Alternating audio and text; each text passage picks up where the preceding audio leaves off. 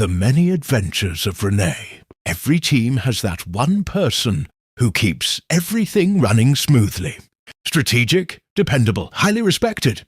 And then there's Renee, a woman of many talents, many interests, and a surprisingly long list of completely rational fears. It all starts with coffee. Some people enjoy coffee. Renee requires coffee. Legend has it that one morning the office ran out, triggering what historians now refer to as the Great Coffee Emergency. Thankfully, disaster was avoided, productivity was restored, and order returned to the kingdom. But coffee isn't the only mystery surrounding Renee. For years, colleagues have whispered about the existence of a twin sister. Sightings have been reported in corridors, meeting rooms, and offices across the country. Investigations were launched. Questions were asked. Evidence was gathered. To this day, nobody can say with complete certainty which Renee is the real Renee. Naturally, someone this organized keeps detailed records. Very detailed records.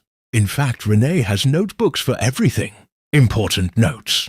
Really important notes. Notes about important notes. And occasionally notes reminding her where she left the other notes. It's a system that nobody understands, but somehow it works perfectly. Mostly. Away from the office, Renee enjoys sport. And like any true sports fan, she can often be found watching a game with a nice cup of coffee in hand.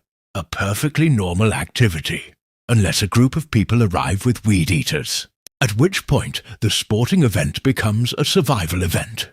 While most spectators are watching the game, Renee is calculating the trajectory of every possible flying stone. Safety first, always. Now, one thing that brings Renee great joy is elephants, which is why spending time with Vimal seemed like such a good idea. After all, they both love elephants.